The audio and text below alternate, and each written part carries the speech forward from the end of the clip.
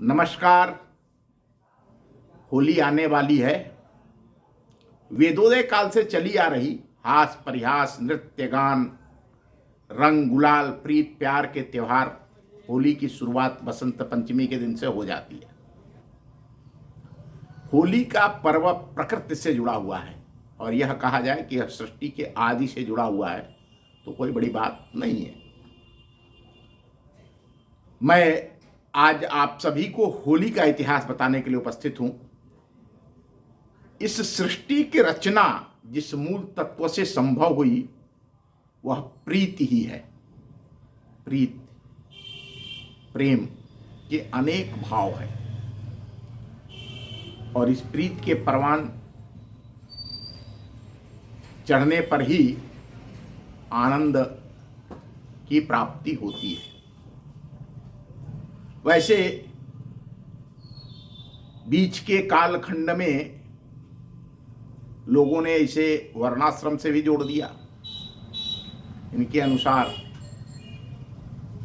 जो पर्व हैं उसमें जो ब्राह्मण वर्ण का पर्व है वह गुरु पूर्णिमा है, जो क्षत्रिय वर्ण का पर्व है वह दशहरा है, जो वैश्य वर्ण का पर्व है वो दीपावली है और जो शूद्र वर्ण का पर्व है वह होली है। लेकिन सबसे अधिक आनंद की बात यह है कि भले मुट्ठी भर लोग गुरु पूर्णिमा मनाते हों, थोड़े ज़्यादा लोग दशहरा मनाते हों, लेकिन ज़्यादातर लोग मनाते हैं दीपावली। संपूर्ण समाज मनाता है और उससे भी बढ़कर के होली समाज का हर वर्ग मनाता है। सारे भेदभाव जो वर्णाश्रम के हैं यह समाप्त हो जाते हैं होली के दिन। होली के संदर्भ में श्रृंगेरी पीठाधीश्वर जगतगुरु शंकराचार्य जी ने अपने ग्रंथ सौंदर्य लहरी में लिखा है कि सृष्टि के आरंभ में सृष्टिकर्ता परमात्मा तत्व तब तक निष्पन्द पड़ा रहा जब तक उसकी आह्लादनी शक्ति उससे आकर नहीं मिली। शिव और शक्ति के मिलन के बाद ही सृष्टि की रचना हो पाई। पुराणोपनिषदों में प्रकृति को ही परमात्मा की आह्लादनी शक्ति कहा गया है। परमात्मा पुरुष और प्रकृति स्त्री, ये जो आह्लादनी शक्ति है जब तक इन दोनों का मेल नहीं होता तब तक सृष्टि भी नहीं हो सकती। पूरे वर्ष में जो समय चक्र है उस पूरे वर्ष में 12 महीने में 6 ऋतुएं होती हैं। हम सभी जानते हैं वर्षा ऋतु, ग्रीष्म ऋतु, शरद ऋतु, शीत ऋतु, शरद ऋतु, शीत ऋतु, शिशिर ऋतु और वसंत ऋतु। वसंत ऋतु को मधुमास मधुमती ऋतुराज से लेकर नवयौवना नवोढ़ा तक की तमाम उपमाओं से नवाजा जाता है। बरसात की या वर्षा ऋतु की जब भीगी भीगी बूंदें शीत पैदा करती हैं और शीत ऋतु की ठिठुराहट की ठंड के बाद शिशिर और फिर वसंत प्रारंभ होता है। वसंत ऋतु में नाना प्रकार के पुष्प पादपों से सजकर मदमाती गंध बिखेरती नौढ़ा दुल्हन की तरह यह प्रकृति खिल उठती है। तब मनुष्यों को कौन कहे, इस मादकता भरे मौसम में कोयल, मोर, पपीहा, भंवरों से लेकर संपूर्ण जीव जगत गुनगुनाने और मुस्कुराने लगता है। यही बसंत है। इंसानों में बसंत की दस्तक तो यह होती है कि जिसकी इति होती है फागुन में बुढ़वा देवर लागे, भोजपुरी का एक गीत है। भारतीय आर्ष ग्रंथों में बसंत को प्रेम के देवता रतिपति कामदेव का मधुमास कहा गया है।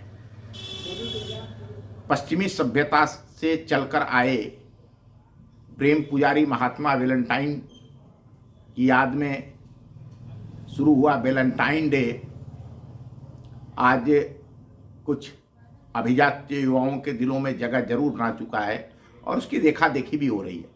लेकिन जो हमारा बसंत का पर्व है, जो हमारा होली का पर्व है, जो हमारा आनंद का पर्व है, यह प्रकृति के साथ जुड़ा हुआ है, परमात्मा के साथ जुड़ा हुआ है।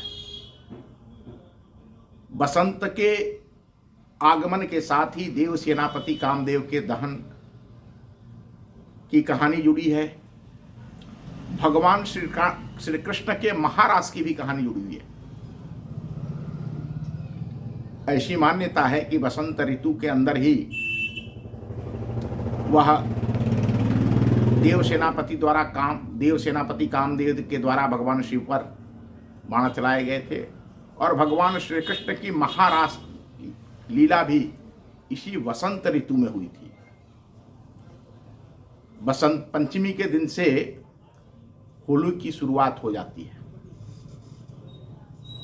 वेदोदय काल से चली आ रही हास परिहास, नृत्य गान, रंग गुलाल, प्रीत प्यार के त्योहार होली की शुरुआत बसंत पंचमी के दिन होलिका की स्थापना से हो जाती है।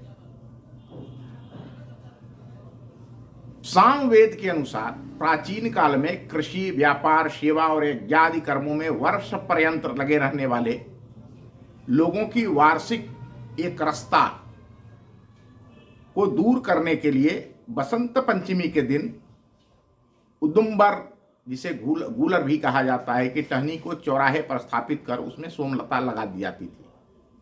इस आयोजन के साथ ही वसंत का नाच गान का क्रम प्रारंभ हो जाता था। इसकी सबसे बड़ी विशेषता यह थी कि इस पूरे महीने में वर्णों में व्याप्त, जो अभी मैंने चतुर्वर्ण की बात बताई, उस वर्णों में व्याप्त छुआछूत के भेदभाव की रूढ़िगत व्यवस्था पूरी तरह से स्थगित हो जाती, बंद हो जाती थी। ये मैं उस कालखंड की बात बता रहा हूं जिस कालखंड में मनुष्य का मनुष्य के साथ भेदभाव, छुआछूत चरम पर था। इंसानों को दास के रूप में बेचा जाता था। उस कालखंड में भी होली के एक महीने यह बातें बंद हो जाती थी। सभी साथ मिलकर के बसंतोत्सव, होली का पर्व मनाते थे। गूलर की टहनी और सोमलता को चौराहे पर स्थापित करने के पीछे जो दोनों वनस्पतियों का मधुमास बसंत के साथ जुड़ाव था, गूलर के फल को काम प्रदीप्त करने वाला तथा मिठास का प्रतीक माना गया है। इसका फल इतना मीठा होता है कि पकने के साथ ही इसमें कीड़े लग जाते हैं। सोमलता के अर्क से सोमरस बनता है, जिसका सेवन स्वास्थ्यवर्धक, आनंद और थकान मिटाने के लिए किया जाता था। बसंत के दिनों में ऋषि मुनियों, ब्राह्मण बटकों से लेकर सेवा करने वाले समाज समुदाय तक के सभी लोगों को इस उन्मुक्त आनंद में बिना किसी भेदभाव के भाग लेने की अनुमति होती थी। इस समय संपूर्ण भेदभाव मिट जाता था। कोई दास भी है, यद्यपि यह बात लोगों को ध्यान में रखनी चाहिए कि समाज को, मानव जीवन को कलंकित करने वाली यह परंपराएं पूरी तरह से इस दुनिया से समाप्त हो चुकी है। मुट्ठी भर ऐसे लोग हैं जो उसको पालने पोषने का काम कर रहे हैं। होली के समय केवल यह मानव के बीच की नहीं तो स्त्री पुरुष का लिंग भेद भी समाप्त हो जाता था। जैसा धनी निर्धन, राजा दास, सभी के साथ इसी प्रकार से लिंग का भेद भी, स्त्री पुरुष का भेद भी समाप्त हो जाता है। और यही होली है। होली को कहा गया होली सो होली। वर्ष में जो कुछ भी हुआ वो हो गया, खत्म हो गया। अब आज से हम एक नए रसमय समरस समाज के अंग बनकर रहेंगे। यह भी कहा जाता है कि सब लोग मिलकर के अपने सारे गिले शिकवे मिटा लेते और एक दूसरे पर रंग अबीर गुलाल लगाते हुए आगे के होली के तुरंत बाद 15 दिनों के बाद नव वर्ष प्रारंभ होता है और इस नव वर्ष में प्रवेश करने के पूर्व अपने सारे मन के कलमश, सारे भेद मिटा करके मनुष्य मिले, यही होली है। आप सभी को होली की बहुत बहुत शुभकामनाएं और बधाई। धन्यवाद। फिर मिलेंगे एक अगले इतिहास के साथ।